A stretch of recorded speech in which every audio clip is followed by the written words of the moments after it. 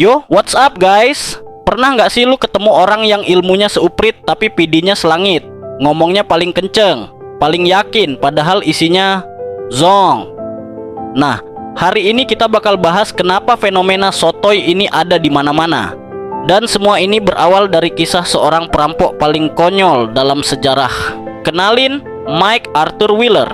Tahun 1995, dia ngerampok 2 bank di Pittsburgh. Santai banget, tanpa masker, di siang bolong. Pas polisi dateng nangkap dia melongo. Kaget setengah mati. Kok bisa ketahuan? Tanyanya. Ternyata si Wheeler ini punya trik rahasia. Dia ngolesin mukanya pakai jus lemon. Kenapa? Soalnya dia pernah dengar kalau jus lemon itu bisa jadi tinta tak kasat mata.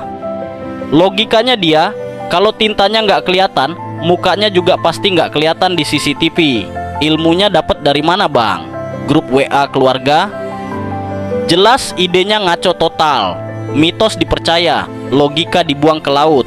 Kekonyolan Wheeler ini ternyata bikin 2 psikolog, David Dunning dan Justin Kruger, jadi penasaran. Pertanyaan mereka simple. Gimana bisa orang sebodoh ini bisa sepede ini? Buat nemuin jawabannya, tahun 1999, Dunning dan Kruger bikin sebuah eksperimen gokil. Mereka ngumpulin orang-orang dan ngetes kemampuan mereka di 3 bidang: humor, tata bahasa, dan logika. Hasilnya, jeng. Orang-orang yang paling pede dan ngerasa jago justru nilainya paling anjlok. Sebaliknya, mereka yang beneran pinter dan nilainya tinggi malah sering ngerasa, duh, kayaknya aku masih kurang deh. Gokil kan? Makin dikit ilmu lu, makin lu ngerasa udah jadi master. Nah, fenomena inilah yang disebut efek Dunning-Kruger. Dan efek ini ada di sekitar kita setiap hari. Coba deh inget-inget, pernah kan lu lagi nongkrong terus ada satu temen yang ngejelasin soal politik atau saham dengan semangat 45. Padahal pas lu cek Google, infonya salah semua?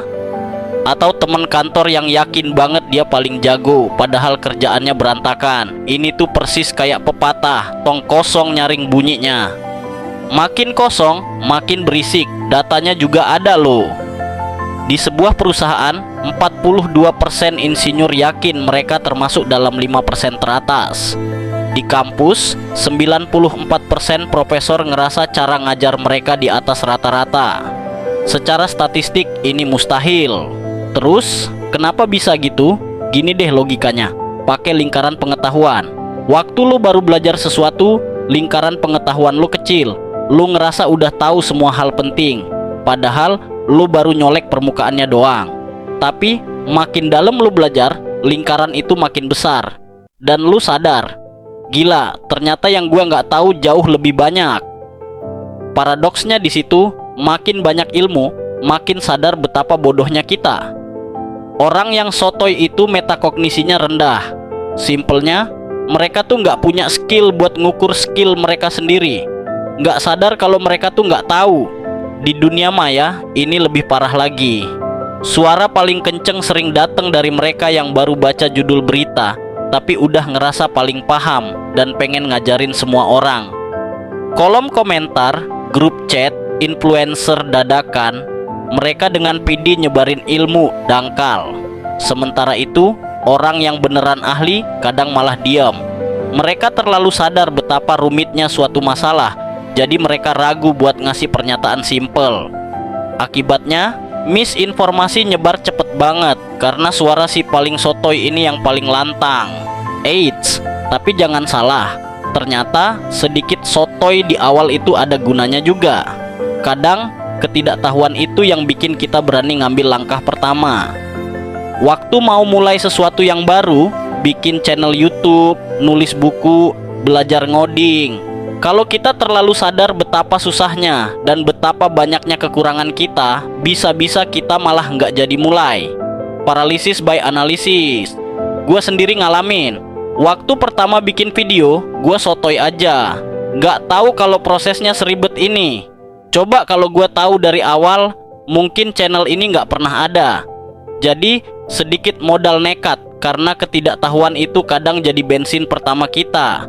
Banyak motivator bilang, jangan bandingin dirimu sama orang lain. Oke, ada benernya. Tapi menurut gua, sesekali ngaca dengan ngebandingin diri secara objektif itu penting. Justru dari situ lu bisa tahu lu ada di level mana, kapan harus minta tolong, kapan harus belajar lebih dalam, dan kapan harus terima kritik, biar lu tahu pedi lu itu udah ada isinya atau masih kosong melompong. Jadi, gimana caranya biar kita nggak kejebak jadi si ahli setengah matang? Jawabannya cuma satu, jangan pernah berhenti belajar. Anggap aja perjalanan ini kayak main game. Semakin tinggi level lu, semakin lu sadar ada banyak map lain yang belum kebuka. Jangan biarkan ilusi pengetahuan bikin lu sombong dan berhenti bertanya. Dan sebelum lu ngajarin orang lain, pastiin dulu lu udah beneran paham, bukan cuma sekadar ikut-ikutan. Jangan pernah puas sama pengetahuan yang secuil. Teruslah lapar, teruslah merasa bodoh. Thanks for watching guys. Kalau lu pernah punya pengalaman sama orang Dunning-Kruger, coba cerita di kolom komentar. Jangan lupa like, subscribe, dan tetap rendah hati dalam belajar. Ciao.